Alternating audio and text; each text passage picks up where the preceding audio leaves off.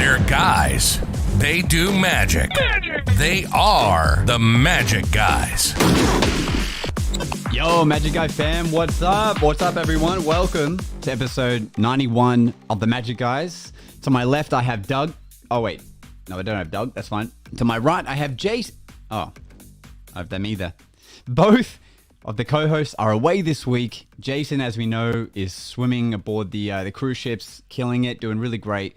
And Doug is having his birthday weekend getaway. So what I thought would be cool is for Doug's birthday, you guys, if you want to send in some audio birthday wishes to Doug on the Magic Guys Instagram, next week I'll compile them all and we'll play them all for him. Maybe we'll end the podcast by playing all the birthday wishes. That could be super fun. So he's away, he's not here, but that's fine. Because I love chatting to you guys, and I have a guest who will bring on in a moment as well, who is a return guest, but a big influence in my magic, and hopefully, I can open that floodgate to help influence you guys as well. But thanks for being here live in the chat, Pasha. As always, bro, it's great to see you, and I know he's someone that's got some interesting questions for Petey as well. So as always, if you're just listening to this, feel free to jump on YouTube and watch this when we go live. And you'll notice I'm sipping out of my merchandise mug. Just listen to the ASMR. Oh, yeah.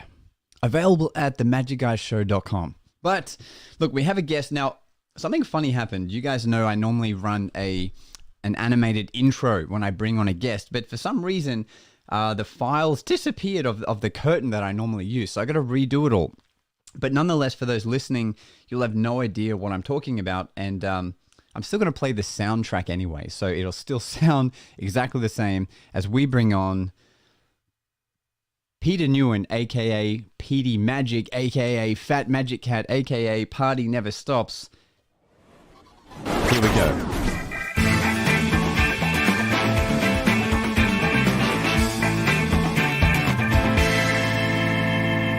Ladies and gentlemen, it's Petey Majik. Yo, what is up? Good morning. Good morning, everybody. It's actually 7 a.m. over here. Man, we good to see you, Josh. Yeah, bro, it's great. Can you believe I was looking at the last episode we did, man, and it was a whole year ago now that you were on this podcast. Man, I was just going to say 91. That's a lot of effort. It's not easy to do, but you guys are consistent with it.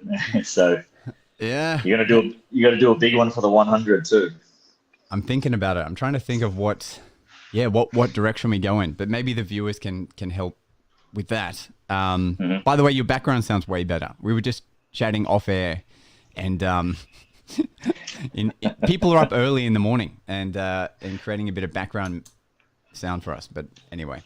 Nonetheless. Yeah, well, I was just for those of you who just chimed in, I went to get some coffee this morning at around about 6:30 because Josh wanted to get on and do a little quick sound check 15 minutes prior, and I got into a coffee shop that is generally not busy around this hour because there's a lot of other cafes here.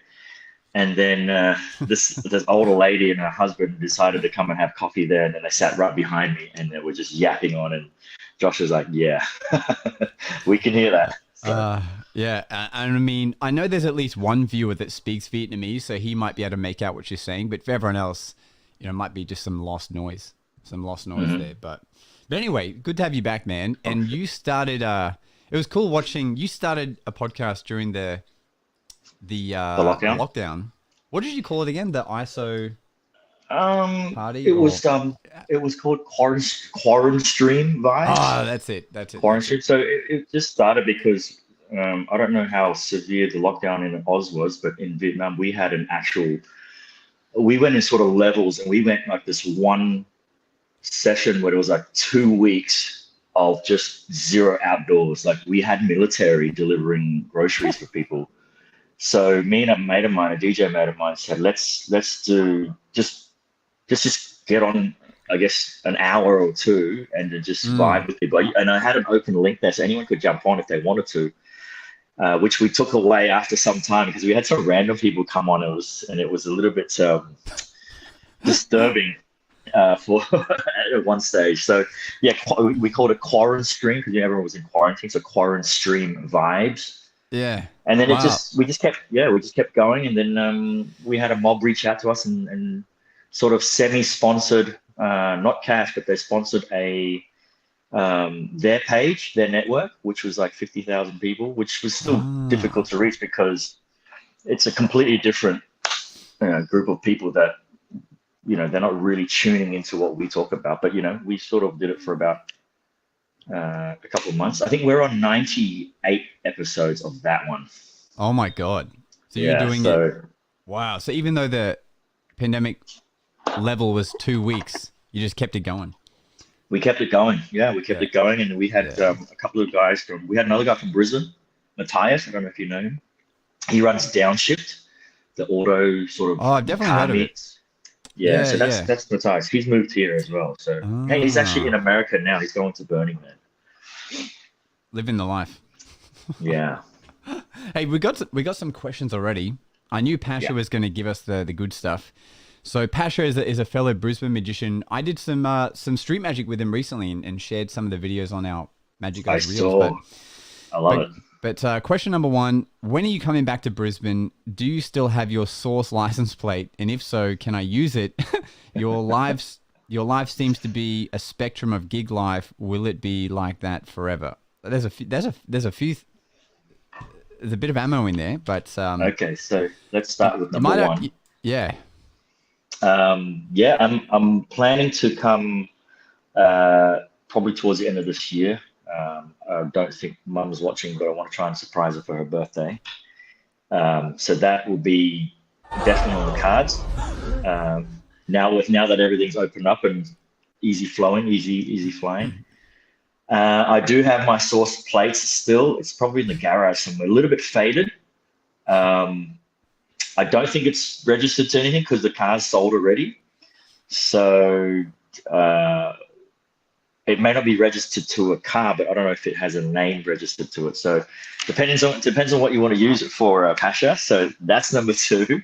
Number three. And that's more of an inside info, I guess, into people's life that maybe not everyone gets, but the name Hot Sauce was a big part of your world, especially when you had your YouTube channel and stuff. And I guess, were you lucky to get the license plate Source, or that was customized? I think the cheapest to get the customized, the cheapest at the time to get 3 letters, 2 numbers.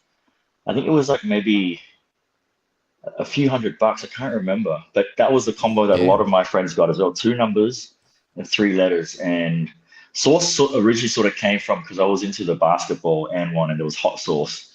And I mean, obviously it's too expensive to get Hot Sauce. So if I got Sauce, then at least it's sort of halfway there kind of thing. And then I had a red Civic, so, red kind of chili, hot sauce kind of thing. And then that became the YouTube channel. And yeah.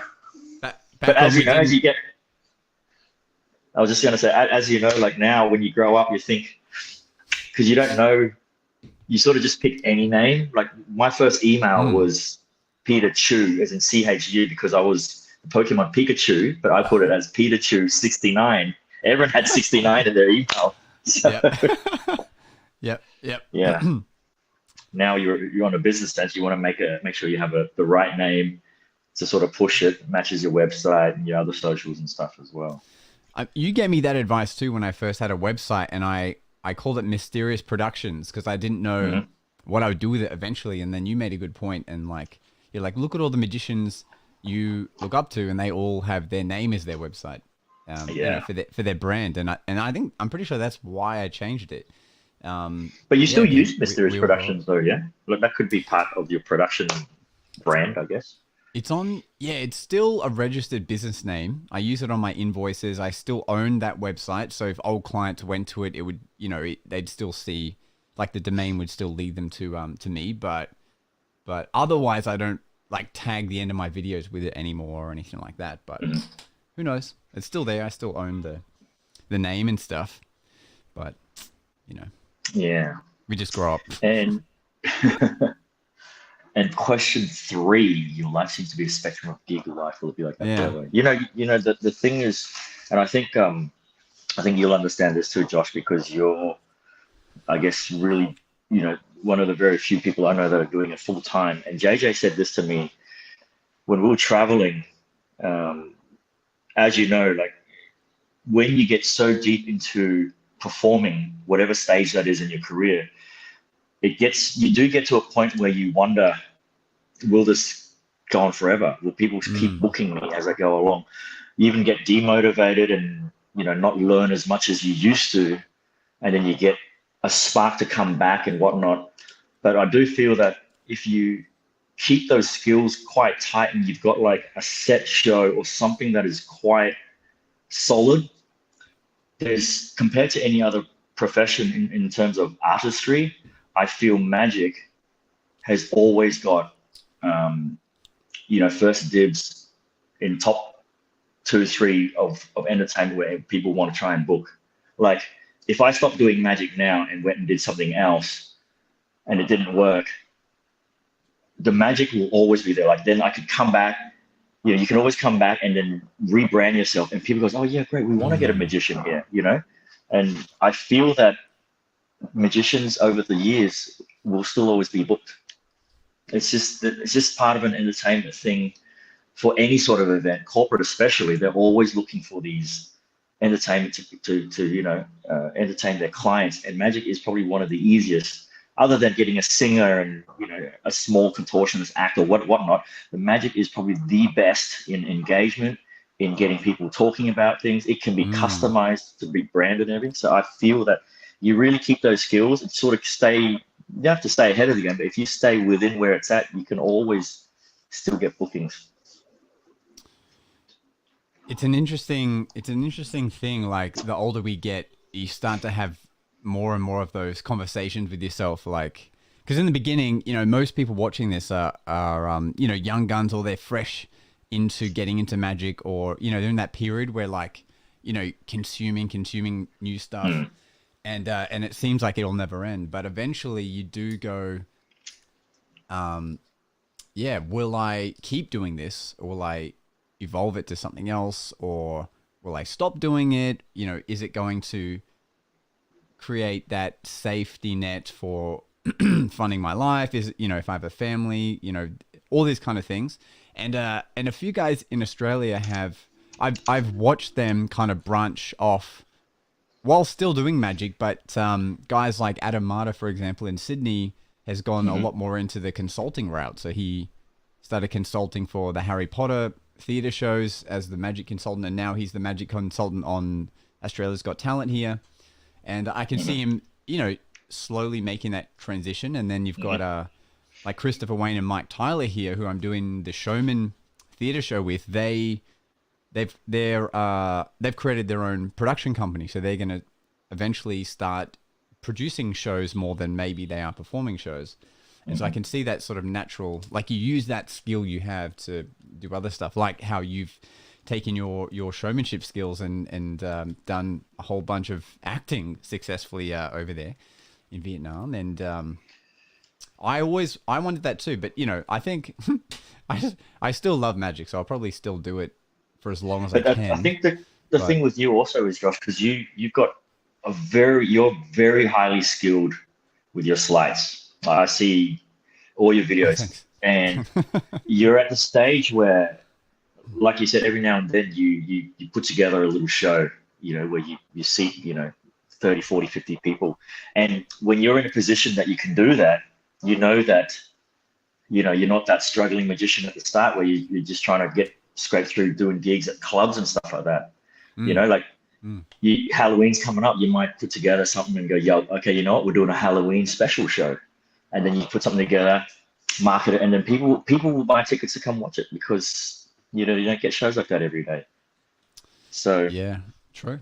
That's true. The key is to scale it. I think that's the key.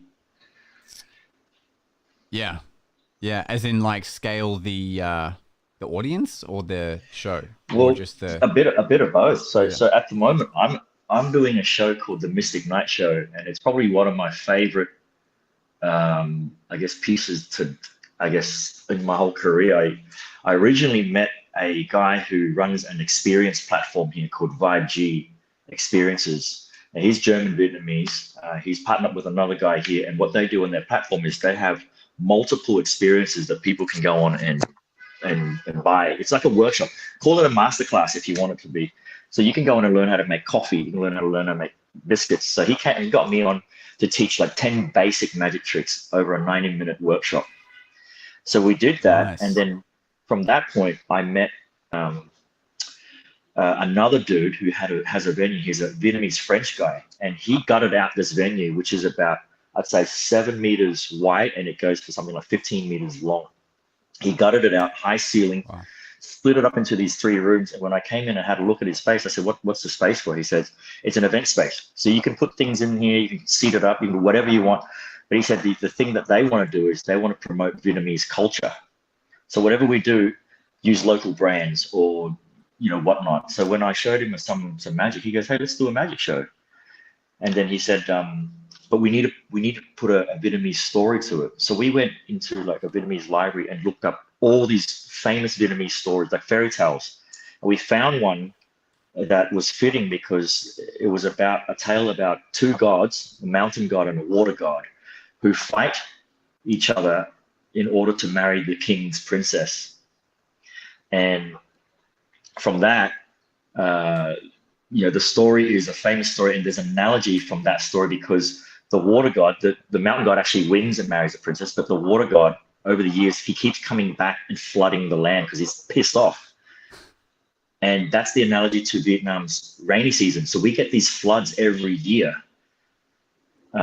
because of the rain. And the story relates to that. So we did, as you know me, like when I did stuff with Sean, I voice narrated the whole thing. It's a 90-minute experience. So people get there, they get into the small room, and we only seat maximum 14 people. They get welcome drinks for 15 minutes, lights go off, and then the show starts. It's an hour show. After that hour show, they get the remaining 15 minutes to have some alcohol tasting because we're sponsored by an alcohol brand, and then they have cold cuts and cheese. So in the 60 minutes, we have a projector going where I tell part of the story. There's a slideshow, and then I come out in the uniform that you may have seen I post on the IG, and I tell the story. We split the group into two teams, and they play some games. So it's a bit hands-on and interactive where they've got to do certain things, and then and there's one illusion in it too where I end up from the 3rd room, I end up reappearing in the 1st room. So because the room is split up in 3. So that show is it's about nearly 80 shows we've done. 80, yeah. So wow. we originally ran it just before COVID lockdown, and we did about 10 slots, and we went into lockdown, and then we sort of opened up a bit, and then we ran up a few more slots where we had to do rapid testing for everyone who came. Oh no! Because that was the rule, and then we went then lockdown again, and then since then we've done, from the beginning of this year, we do 4 shows a month. 4 shows a month over 1 weekend. So the idea, and going back to the scaling part of what I was saying before, is the idea is to scale this is because some of the tricks I do in here is not complex. There's some oldies, some of them is changed around because I don't wear a suit, so I can't have stuff on me. Stuff is planted around the room for me to come and steal.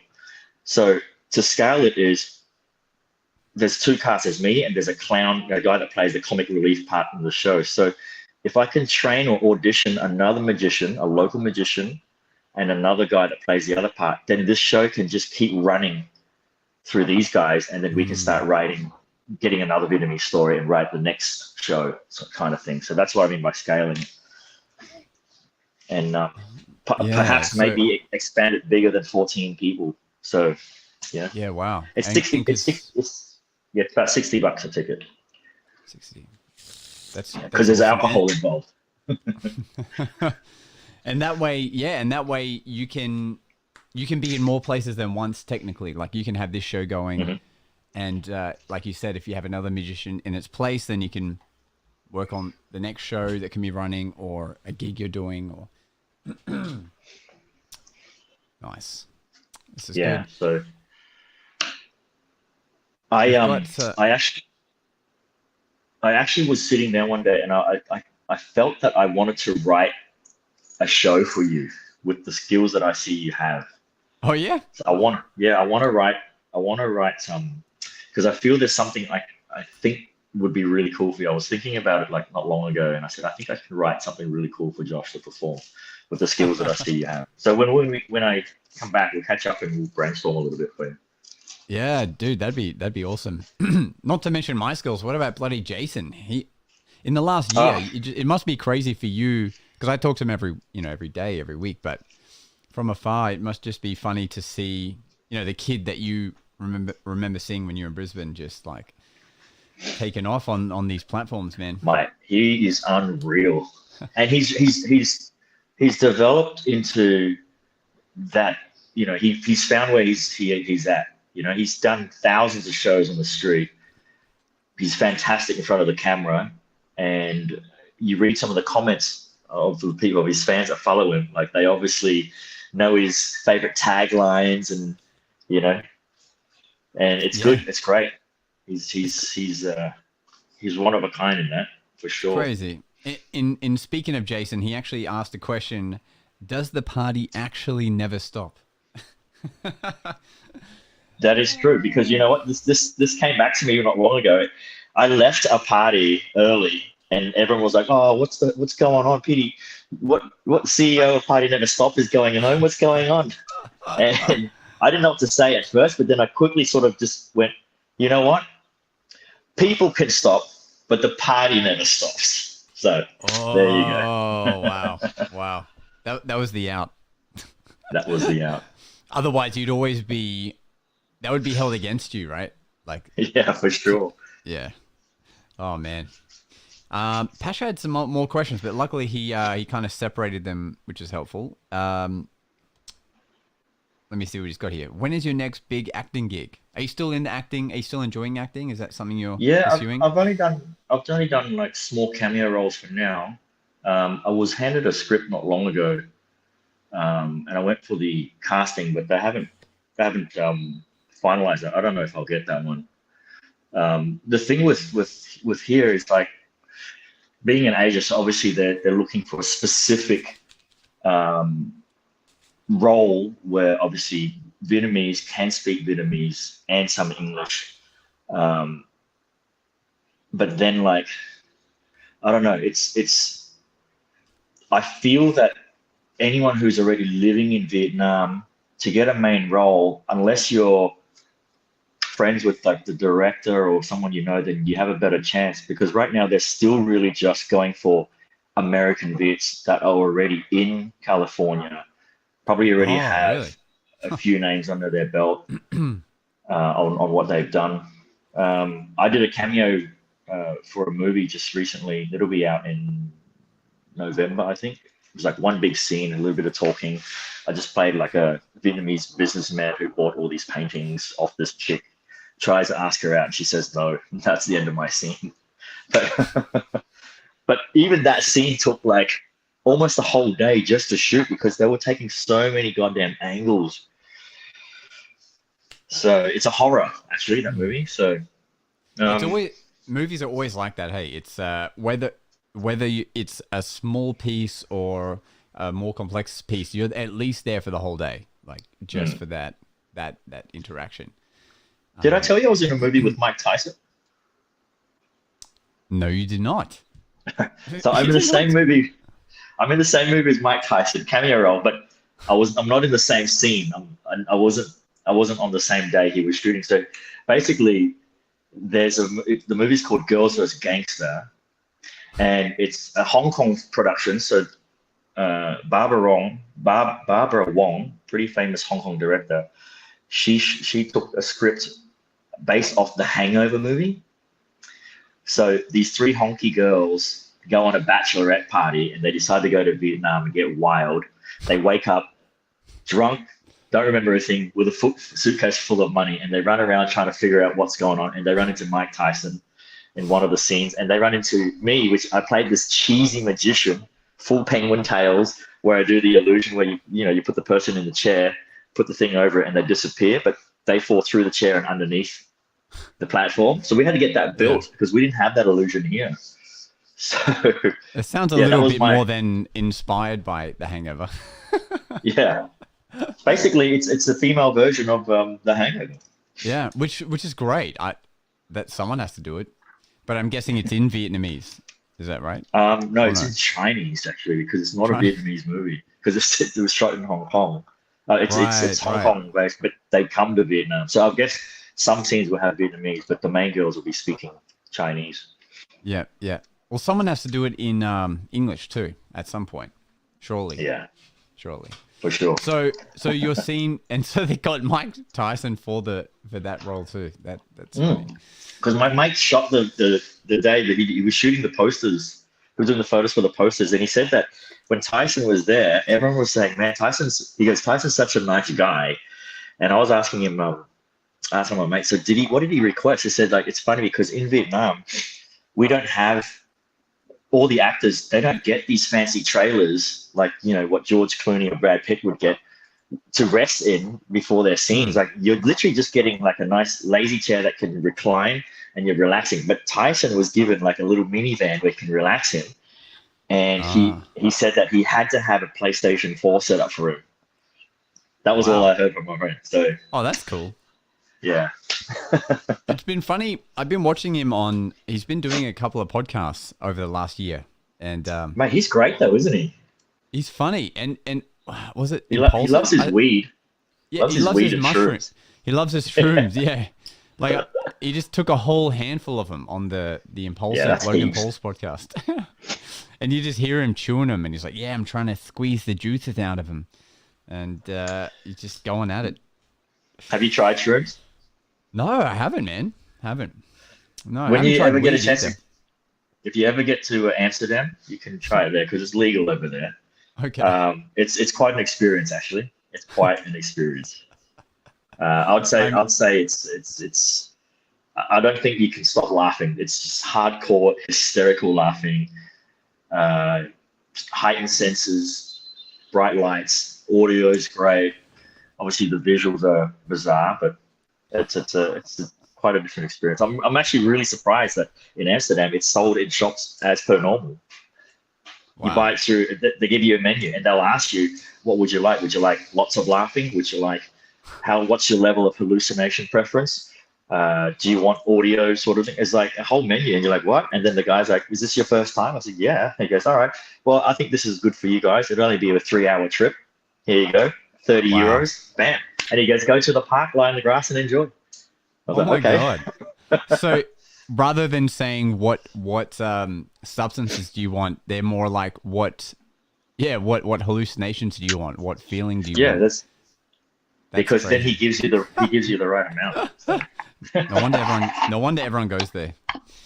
The next question we had was, do you have a set creative process? And I was going to say, I bet mushrooms would be. Some people have got to use that for their creative process for sure. the thing with shrooms is when you question things, you're literally asking out of the box questions, and then for some reason, if whoever you're doing with gives you an out of the box answer. I don't know how it works. It just works. Right. But obviously, not on the shrooms. My set creative process is I've always just gone by what Sean's taught me: effect before method. You think of your end result, and then you sort of reverse engineer it. How you want to do it. Like when we wrote a show for this James Bond ball, I was trying to figure out, because when you do these corporate shows and they have a stage set up, it's not like the stage can be set up specifically catered to a magic show. The stage is set up for their lucky draw, for a singer, a band might be set up on there. So you can only sort of make do with what you have. They might have a couple of flaps on the side. Is there a back door you can run around to reappear at the back? So you have to sort of work with what you have in a set. So then I would come in and say, okay, well, I want to do the illusion where I appear behind the people. So the first thing I have to look at is, have I got a path? And next thing is, how will I do the switch or create the diversion that I'm still at the stage and then come back? So yeah, effect before method. Think of your result and then see and work backwards. Yeah. And go from there. Speaking of using like what's around you or making do with what's around you, I was meant to do a roving gig on the weekend, and this guy hired me for his wife's birthday. They just seen me at like a cocktail event where I was roving, but they hired me for this. It was at their home, and I knew there was only a small amount of guests. And from experience, I usually when there's like 20 guests or less, there's a really 80% chance it'll just become a close-up show. Like not, they're just going to naturally all just watch what you're doing at once. So I kind of prepped for that, but yes, I walk in and everyone's just around like a big barbecue kind of square table kind of thing, and I'm like, great. So luckily, I had planned to like produce a bottle of Moet for the client, like for the wife. So I knew I had like I could start with a bit of a more of a stage kind of presence. And so I did a few things, produced this bottle, and I was like, wow, great. And then I tried to break off into roving, but so I went over to this like 2 or 3 people on the side, but the moment that they reacted to something like card spew or something, everyone just stopped their conversation and all started watching, even though they're watching from the back of me. And I just had to stop and be like, okay, I feel like we should just keep this as a show, yeah. And everyone's like, yeah. And so it was a weird scenario. How long were you hired for? An hour. I was there for an hour. That's the thing, right? Like once you start the first group, different crowds around you, you can almost run out of material if they're just all watching you at once, rather than they're sort of mingling in groups, and you can sort of start in the first half hour with pockets of people and then gather them around and finish up with a mini show. Yeah, I know what you mean.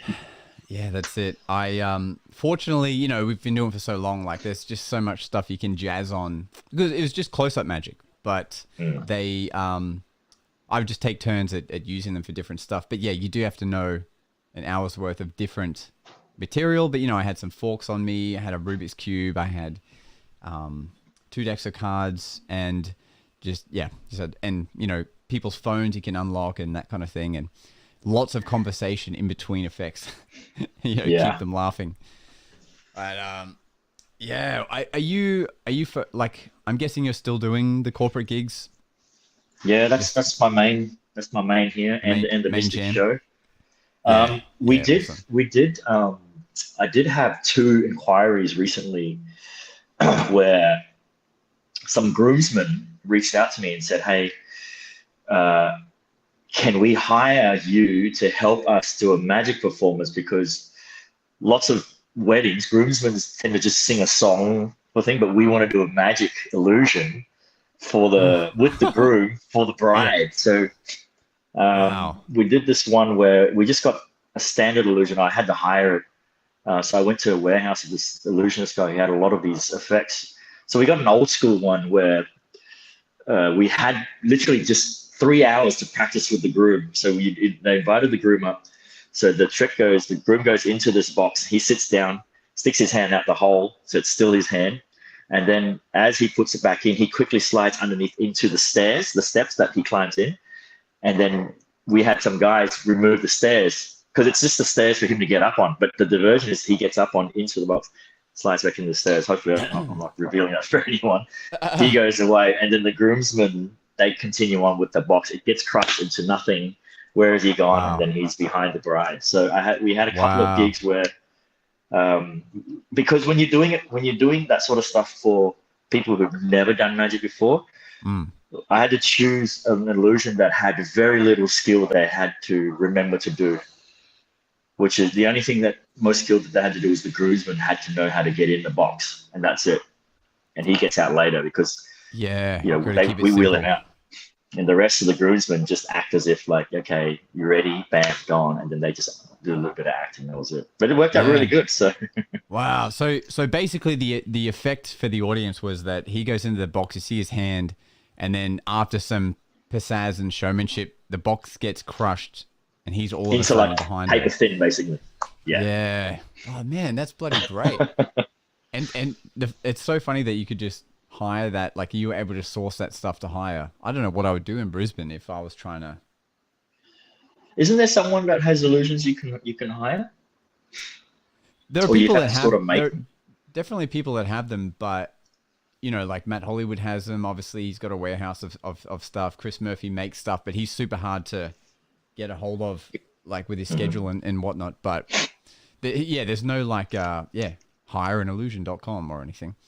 But like a couple of years ago, I had to do this one where their school wanted their 4 senior captains for the following year to appear in front of the audience. And that's the one where I made the giant Rubik's Cube. Yeah, I do remember that too. That was cool.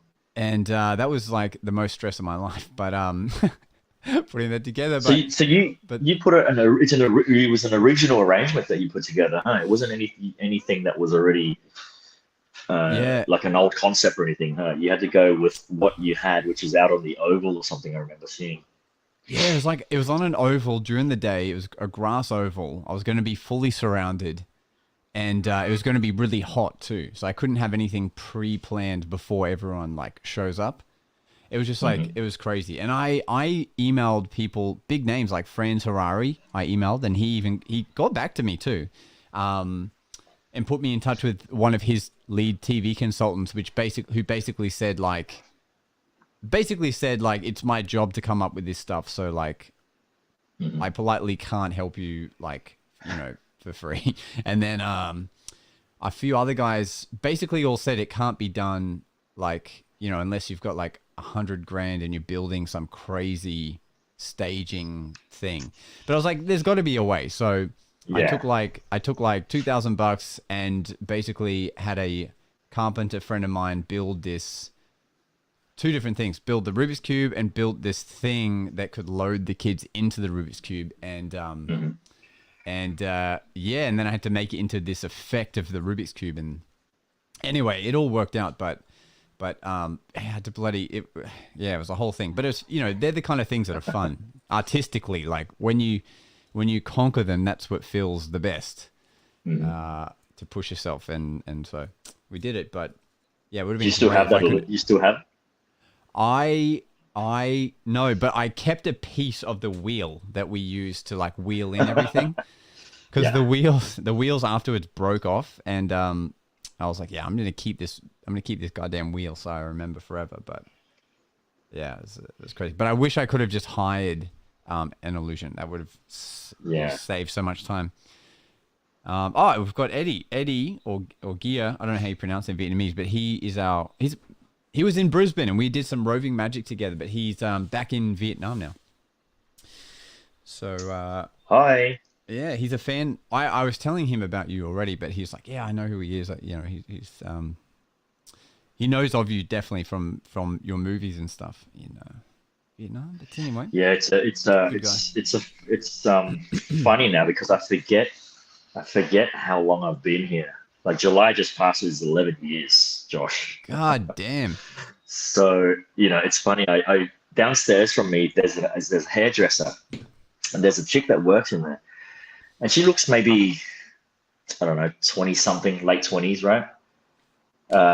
Maybe 27, 28. And I was outside waiting for my Grab, which is equivalent to Uber. And she comes out and she goes, "You're Petey, right?" And I was like, "Yeah. Hi." And then she's like, "I used to watch your show." And I was like, "What show?" Well, I just didn't think. I was like, "What show?" Because when she says a show, I was thinking, "What show?" And you said, "Oh, you're like the magic show that you did on TV, like back then." And I was like, "Shit, that's like 2011. It's 10 years ago." She goes, "Yeah." She goes, "Yeah, I was in university when I watched your stuff." And it just made me realize, like, I've gone, like the followers, the main followers that did follow me for the magic stuff before I got into the film, like, they've obviously gotten older now. So it's funny to see older fans, I guess. Yeah, wow. And then, but the thing is, you don't age, so you probably you look exactly like you look in the show still. So that's probably how they can so easily. The few grey hairs I'm getting on the side here. Is your hair short now? It looks short. Yeah, it's back to short. I've got it back to short, almost back to the same old school look. Yeah, wow, old school Petey look. But a lot of color in there. A lot of the Generation Z kids now will know me more of the Viet uncle character that I made, the Vietnamese Viet uncle character that wears a helmet all the time.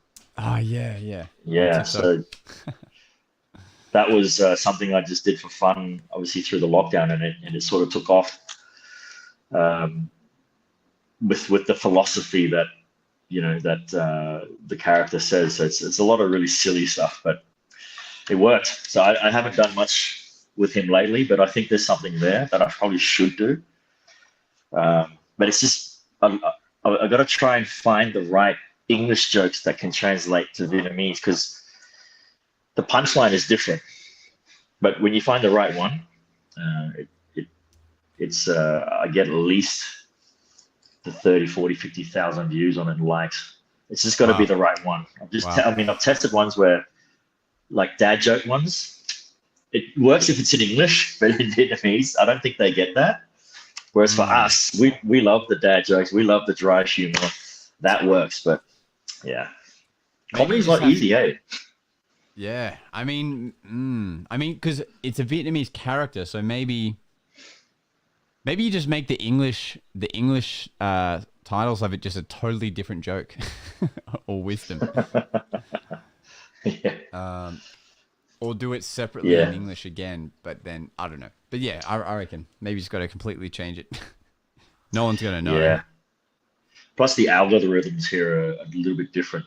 TikTok Vietnam is really tough on, I guess, content here. So no swearing, no cigarettes held in your hands, no holding alcohol.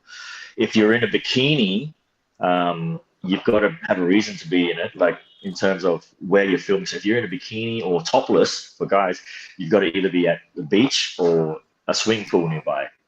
So I've had friends who were shooting, and they would be it's just in their room, and they would get a warning. I think we're losing you for a second. Can you hear me? I think we can definitely hear you, but we could definitely hear the crumbling of your ear hole for a second. It's pleasant. Yeah, so they get flagged or warnings for content like that. So yeah. How how are the Vietnamese girls doing OnlyFans over there? Then it must be even stricter. I'm sure they do. I'm sure they jump on like another IP address or something, which a lot of people do here to watch movies and stuff. So. Oh yeah, true. Yeah. Funny times. Any magic have you been like getting inspired by any magic lately? Did you watch any? They haven't put out any Fizamax or anything that just happened, but I mean. Yeah, I followed a little bit of it, but I watched Chris Ramsay's vlog. Yeah. Going there, man. Yo, some of that coin work, man. Yeah. Unbelievable. Like that, the skill, the sleight, just like onto the string and. Man, it's crazy. Like these guys are next level. Like it's the progression of where magic is back then to now. Like, wow. I watched the FISM act that was like in 2000 I can't remember, it was 2016 or 2000 before that, whatever it was like a good 6-7 years ago, and it's still so good to watch, but you can see the creativity and storyline of everyone's act. Just it's gone beyond now almost. There's so much black art, so much gimmicks. It's crazy. Yeah, true. That's true. Yeah, Shin Lim really set the tone for all of that, I feel like. Yeah. All the theatrics and stuff. What about, because I wanted to bring this up with Doug last week, but we kind of ran out of time. So after Chris posted that video, he then posted a video after that, which was just a camera, like a monologue of him talking about his feelings of magic moving forward. Have you watched that one? Yeah, I watched that one. Because he fell out of, I guess he fell out of magic for a little bit. He just focused on puzzles and stuff like that. Because I think a lot of people, remember one of his videos, he was saying that people were saying, hey, you're going to get back to magic or whatever. Yeah. And, I understand how he feels. We all went through the same thing in a sense. So and you just need that spark, right? That's right. And I guess that's where he found the spark again, was going to FISM. And then this next video, for those listening who haven't seen it yet, you should go watch it on Chris Ramsay's channel. But he basically talks about how now he's going to get back into posting magic on his channel and posting tutorials. And he made an interesting premise that I know Jason Jason Ma's going to love this premise too, because it talks about why posting tutorials is good. But I didn't mind it. So Chris basically says like, he's like, magic at the moment, in terms of like comedians, for example, he's like, magic at the moment is still stuck in this like knock joke phase where a comedian can't get on stage and tell knock jokes like the classic ones we've already heard. But if you were to find some audience that never heard jokes before and then tell them those classic knock jokes, it would kill, it would murder because they've never heard it before.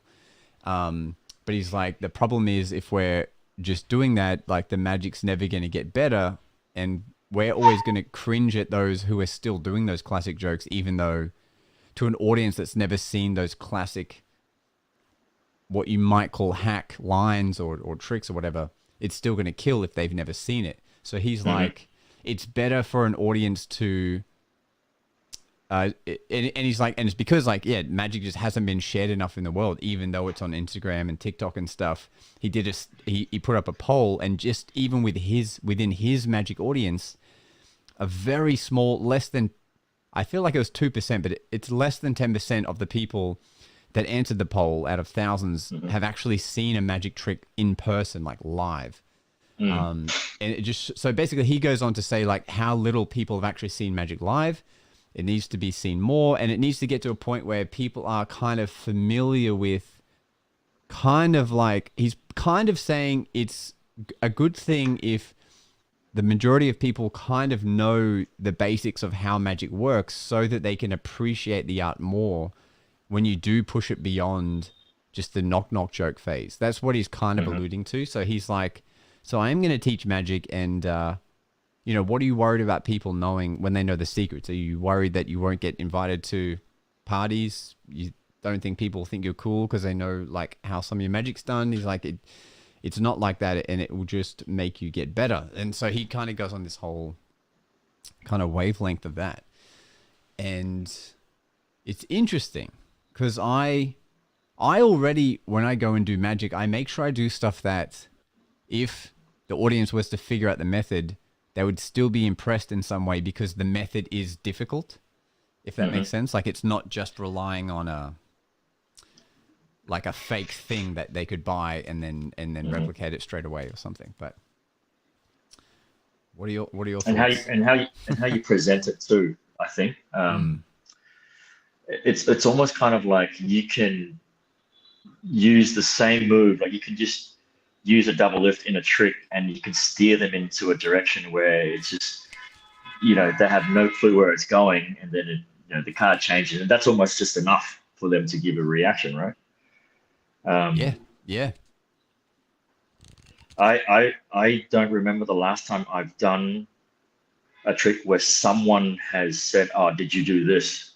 I had someone go, "I think I know how you did it," and then later on I asked him. I said, "Curious, what's your thought on that?" And he just said, "Oh, did you have a second one, or did whatever?" And I don't necessarily say he's correct or not. I always go, "Interesting theory," but yeah, cool. I just keep it like that. Or sometimes I go, "Hey, that's a good one. I should use that." Yeah. Like as if it's so.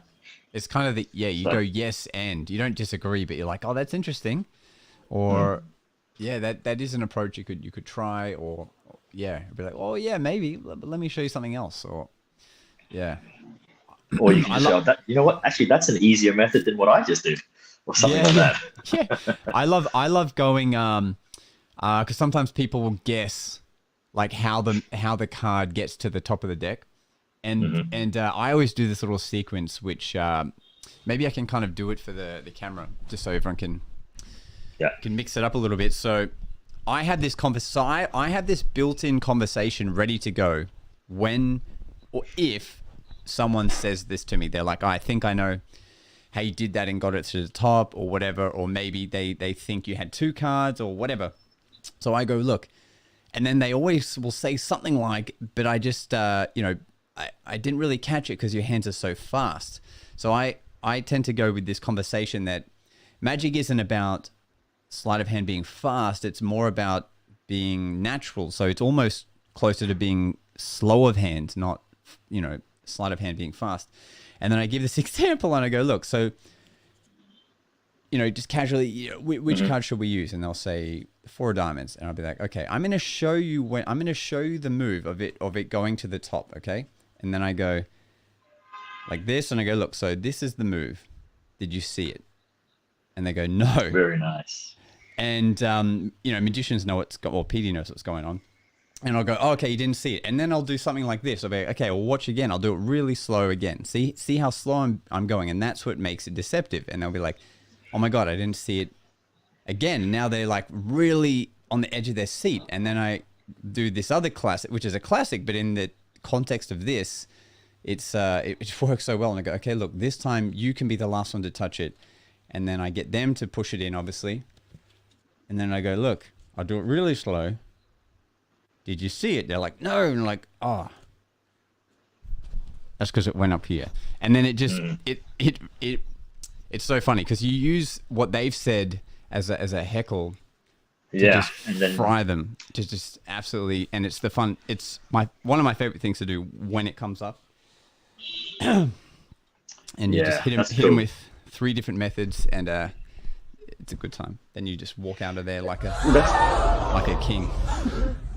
I think that's the thing. Like, for any of our magicians watching, like, if you're anyone who, I guess, not sure what to do when you get heckled and stuff, always be in control of your story. Like, they might say something that hits the money on exactly what you're doing, but then you got to go like, yeah, but hang on. What about this? You really just got to take them out of it, and you just steer them. It can be just a bullshit thing all the way through, and then they'll sort of just get off course, and you do something else, and then they go, oh wow, and then they sort of almost forget what they were trying to get you at. Yeah. Viffle. Oh, first of all, Viffle knows Petey. He's like, OG in the house. Good stuff. Ooh. What's up, and Viffle? he also said nobody gets the voice change for card and mouse so crazy. That is a good point. I will say when I do this for an event, I usually will just stick it to my forehead, but I knew it wasn't going to because there's great aircon in here and I'm not heated up. But normally the voice, I guess I could have done this, but normally my voice won't change because I'm doing this. But you're right. If you were to put it in your mouth, they still are watching so closely that they don't notice. But good pointing out. On the podcast, you probably definitely hear the difference. But speaking of the voice changes, I think JJ is probably the best person that does the card in mouth and still speaks the few words without the sound of him having a card in his mouth. I agree. Because he's got it. He's mastered it where it's folded in a way. Well, it's folded as normal, right? Mercury card fold, but he's got it where it's in his mouth where he's able to still go, is that the one? No? Oh, let me try again. And it just sounds normal. He's the only person that I've seen be able to open the mouth and do that and then show the card after it. Yeah. I've never seen anyone else do that. Yeah, that's crazy. He's got a good gag reflex, I guess. Yeah. Credit where credit's due. He definitely owned that. He definitely owned that for sure. Yeah. But otherwise, you're still rocking your classic card magic.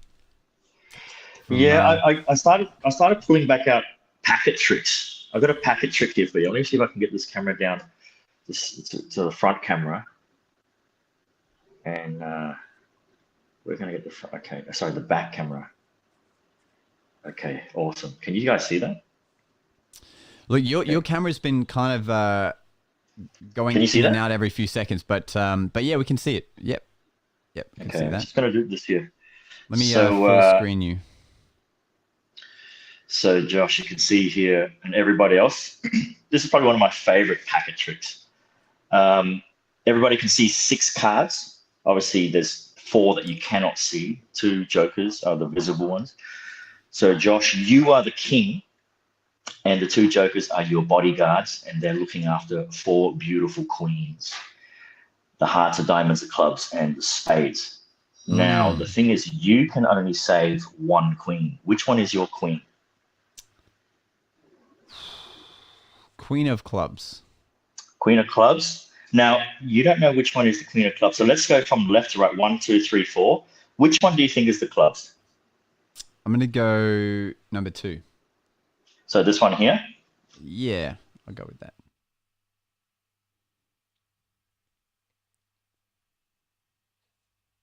Oh no, Petey, are you still there? I think you're frozen. No, we need to see the end of the trick. Well, this is a way to build. This is a damn good way to build suspense. If this is planned. If it's not planned, still entertaining. At least it froze there and not like, halfway through like this, where it's just like looking funny. I don't know if you can still hear me, Petey, but you've definitely frozen. But it's kind of poetic that it froze like that. Yeah, hang on. Yeah. Oh, oh, you're back? Yeah. I know. I was just telling the audience, like, it was so poetic. It froze before you could reveal anything. It was still. I'm sorry. I'm gonna have to choose a different queen now. No, you can stay with the clubs, but okay, you can choose whatever. So okay, so well, 6 cards. You are the king. The 2 jokers are your bodyguards. You can only save 1 queen. Which one is your queen? Okay, you know what? I'll still go with the club. Okay, but I'm gonna say position 4. So this one here. Yeah. So I'll remove these 3. I'll leave them down here so you guys can see in full view. Clubs, yeah. 1, 2, 3. 1, 2, 3. Yeah. Mm-hmm. You want to change your mind? No. No, because it is the clubs. Now that's just a 1 in 4 chance, though. That's just a 1 in 4 chance, obviously. And luckily, you chose this one too, because the other 3 are also just bodyguards anyway. So. Oh snap! Damn, yeah, bro, that's really strong. That's that is a trick called. Let me go back to my front camera so you can see everybody. I bought this trick like ages ago, and I had a box full of just packet tricks. Like I had spare invisible decks. I had this is called Entourage, and I had all these, those when you buy just those single packet tricks. And then I just looked it up and I said, when did I buy this? I was like, what the hell is this trick? Because I used to go onto like Hank's Magic Store or Penguin, and I'd read the description of the trick, what it was, and if it was good, yep, I'll get it. And I'd eventually go through it, and I totally forgot about this one. And when I read through it, and then I saw it, and then I sort of went through the motions, I was like, fuck, that's a really good trick. So this always sits in my top pocket as a roving type trick. It's just an easy packet trick, and packs a punch. Really nice. Yeah, and so is that an old packet trick? Because I've never seen it before. So it's like so old that it's new. I guess so. Like it's 100%. Like you can't miss. You can't miss. That's awesome. So That's awesome. It could be hearts, diamonds, clubs, spades. It's all there. Yeah. Wow. I know what Doug's. I know what Doug's next TikTok's going to be next week. Because he would have. He would definitely watched that, and then he jumped off saying thanks for jumping on. Thanks, Doug. Thanks for jumping on board. Happy birthday, Dougie. Happy birthday. Yeah. Oh, yeah, that's right. I mentioned this at the start, but Doug's away because it's his birthday. But what I think would be cool is if you guys want to send in on the Magic Guys Instagram some birthday audio messages for Doug, I'll compile them together and we'll play them for him next week. But that's a great trick. I love that. Yeah. That's cool. I'll show you when we get off. I'll show you the thing. So the other thing with these sort of tricks is, and I'm sure you get it as well, like especially if you do something like, say, for example, the invisible deck. When you do it one time and then someone's like, can you try it again? Do you immediately take the deck as it is and try it again? Or do you act as if, okay, give me a second, you turn around and you're pretending to choose another card and then come back and do it? So it's not like a magical deck, do you know what I mean? It's like an actual prediction. Yeah, no, I know what you mean. Yeah. So what I do is I don't do invisible deck, but I do mnemonicosis, if you're familiar with that. And I think Sean used to do it a lot. And so I do that. And I just put up a vlog of a gig I did in a Wonderland themed event. I just posted it yesterday, and that exact thing happened. So I do this effect where they can name any card when they're holding the deck in their hands. And then sometimes people will say, oh, try it on me. But in this case, for the video, I was like, but will be interesting to see is if it will try again. But I do what you're saying. I go, okay, well, let me try this. So this time I'm going to put a different card in a different spot, and now let's see what happens. Yeah. Yeah, that's cool. Yeah. But if you're doing invisible deck, you got to do that, right? You got to be like, okay, well, then, okay, give me a second. Give me a second. Yeah. I think that's got to be the way to go. You can't just be like, well, it's reset already, so let's try it. You know, you can't. My story for invisible deck is always this. I come through. Sometimes I open with that when I start roving. So I'm in the back and I see people coming in. So I'll walk over really tired, like, oh my God. And they're like, what's up? And I said, so embarrassing. As a magician, you never drop your cards. I was crossing the road and I dropped all these cards on the floor. I was rushing to get here in time because I thought I was late. And as I was putting it all in, I noticed there was one card facing down. I put it back in here. I think you know what it is. And that's how I get into it. So that's one way I do it. Yeah, I like that hook. Oh, like I thought, Doug. Doug said I haven't seen that before. That's saying a lot because Doug has a massive archive in his big brain. Entourage, I think the trick was called Entourage. That's awesome. Yeah, Doug, you might be able to see if it's on in the Murphy's catalog for them to send you. But that's a great that's a great hook that doesn't waste any time. That's great. That's fun to play with. Well, I don't want to keep you all day. It's been awesome chatting with you, man. And likewise, my man. As always, I look forward to the third round you're on when it's been almost 3 years of us doing the podcast. But look, for everyone watching, so Petey, you know, the brief rundown, and there's a full other episode you can watch of Petey when he came on the podcast with Jason, Doug, and I a year ago. But the guy's doing big things. He's influenced me a lot in my magic growing up, and hopefully we can film some content together maybe for the viewers. Yeah, when I come back, for sure, definitely. Here, that'd be awesome. And get the OG back in Queen Street maybe for a sneaky street episode or something. But you can follow Petey's Instagram and his YouTube in the description below. And Petey, any advice you have before we go for the viewers? Is there any wisdom? It doesn't have to be the Vietnamese grandpa wisdom, but any or the uncle wisdom, but anything you want to leave? Just in general? Anything in general? Yeah. Maybe for those wanting to do magic more, or just maybe any life advice. What have you got from? I think other than health, you want to be healthy so you can do things. That's a given. But just in general, I think everyone should have a dream, have some sort of a dream with some goals written down, and then make a plan and chip away at it each hour, each day. And I promise you, if you keep doing that, you will achieve what you want to achieve for sure. But have that dream, have that goal, have the plan. Like, write it down. Like, I know sometimes we think, okay, I want to do this, and it's all in your head. But trust me, when you write it down, write on a whiteboard, write on a piece of paper, like that visual sort of, plan and goal that you see, tick off your task list. And the more you do that, the more you get into this habit, and the right energy just starts, steamrolling, and you're moving forward, and you get closer to your goals every time. So stay with it, everybody. Stay with it. That's great. Great words to go by. Write down your goals, and we'll see you next week for episode 92 of The Magic Guys. Thanks for listening. It's time for us to disappear now.